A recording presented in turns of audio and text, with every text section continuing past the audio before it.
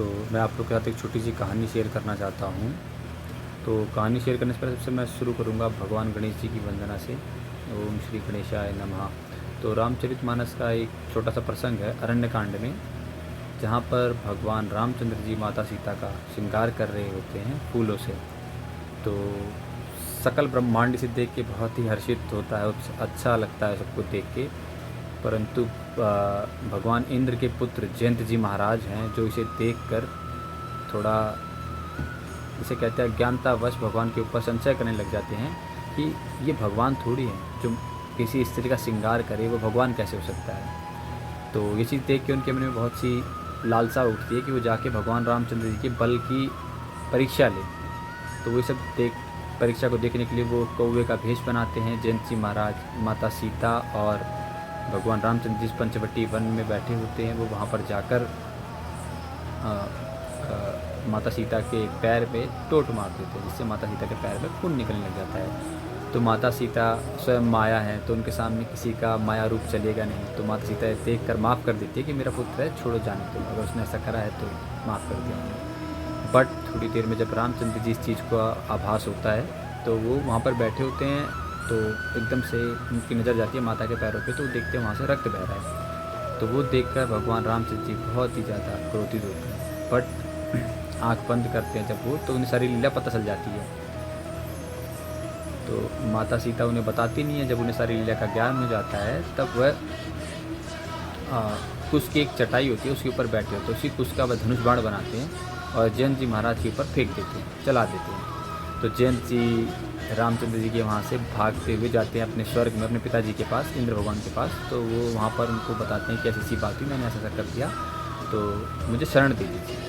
तो भगवान रामचंद्र जी कहते हैं कि इंद्र भगवान कहते हैं कि भैया, आपने जिसका अपमान किया है ना, मतलब जिसके लिए अपराध किया है, उससे कोई तुम्हें नहीं बता सकता, तो यहाँ से तुम जाओ।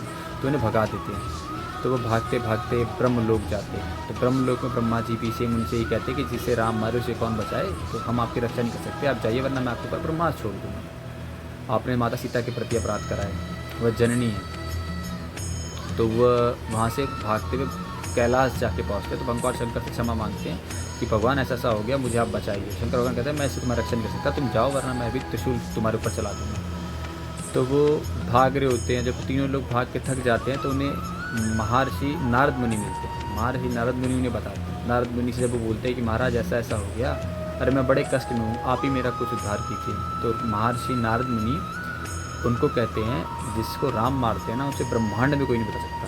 तो तुम्हें जिसने मारा है वही तुम्हारी रक्षा कर सकते हैं। आप वहाँ जाइए और भगवान से क्षमा मांगिए, भगवान कृपा निधान है, वह तुम्हें एक पल में माफ़ कर देंगे। तो जैसा वो सुनते हैं कि भगवान एक पल में माफ़ कर देंगे, तो भगवान रामचंद्र जी के पास और माता सीता के पास अपने असली रूप में पहुंच जाते हैं और वहाँ से माफ़ी मांगते हैं माता सीता से और भगवान रामचंद्र जी से। तो जब वो वहाँ पर पहुँचते हैं, तो वहाँ पर एक ये चौपाई कहते हैं, जो रामचरितमानस में लिखी गई है, भगवान तुलसीदास जी ने लिखी है। सिया राम मैं सब जग जानी, करहूँ प्रणाम जोरी जुग पानी। कि माता सीता, भगवान राम जी, इस ब्रह्मांड में मैं सब कुछ देख चुका हूँ। आज मुझे ये बात पता लग गई है कि सब कुछ मतलब बस ऐसे ही है, सच आप ही लोग हैं। तो आप ही मेरी रक्षा कर सकते हैं।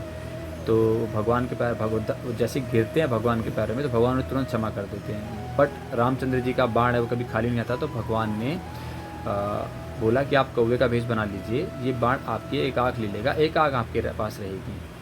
तो जयंत जी महाराज कौवे का भेष बनाते हैं और वो उनकी एक आँख, भगवान का जो बाण होता है वो उनकी एक आँख पे लग जाता है, और तब से कहा जाता है कि कौवे के पास एक ही आँख होती है। तो जयंत जी महाराज अपने असली रूप में आते हैं और वह भगवान की भक्ति में लीन रहते हैं सदा।